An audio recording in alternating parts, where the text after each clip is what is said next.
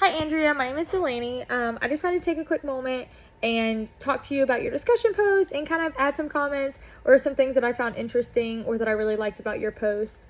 We're both working on promoting self-regulation within our students. I'm doing it within a first grade classroom. I am doing it within a general education classroom, whereas you are doing it in a kindergarten classroom with students specifically who have autism. I'm doing it specifically with students who are from a lower socioeconomic background. So it's kind of cool that we're doing a topic that's similar. So I love that we might be able to share resources and kind of see what our references are, and maybe see if we can help each other out a little bit. So I think it's interesting that you chose strategies that foster success, because I had looked at that and there was a lot that I read in that chapter or in that section of the chapter that really resonated with me. But I feel like for my research specifically, I went with the strategies that demonstrate the usefulness of activities. However, I loved that you mentioned creating a challenge for students in the classroom to become successful, because that was one of the parts of this chapter that did stick out to me in that section.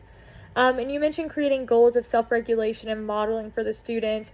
And obviously modeling is such a huge thing in the classroom. We model everything. We do the I do, we do, you do, or that's the most common approach. That's not always the approach that we use, but that is the most common, I guess you would say.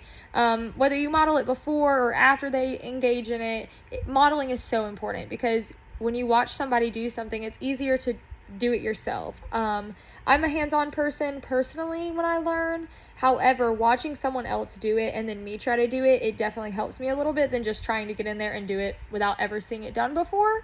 So modeling is super huge. One thing that you mentioned, though, is that you talk about praising the students for their success. And I think as educators, we often forget that when we praise students, it shouldn't only be, hey, I'm proud of you for doing this, or hey, great job doing that. First off, it needs to be specific. But not only that, it's important that we give students intrinsic motivation. So not just sitting there and telling them we're proud of them, but also making sure that they realize that they should be proud of themselves.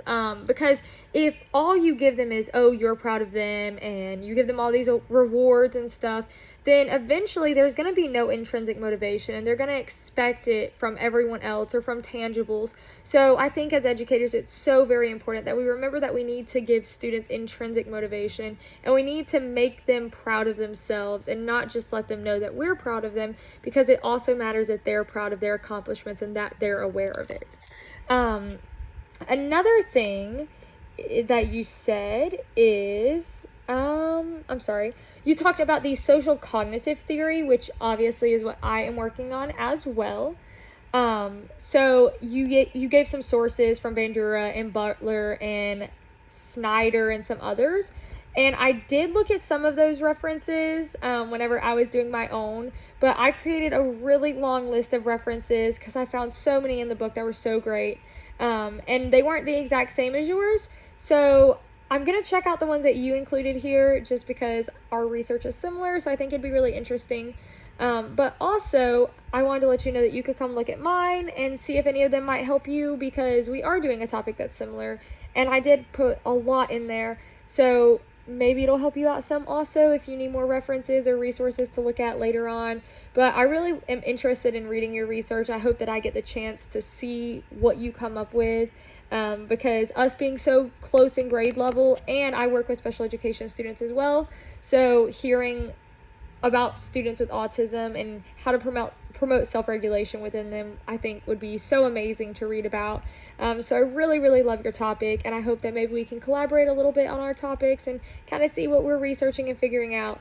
But I think you made some great points this week, and I think you're off to a great start with your research, and I look forward to hearing more about it. Thank you.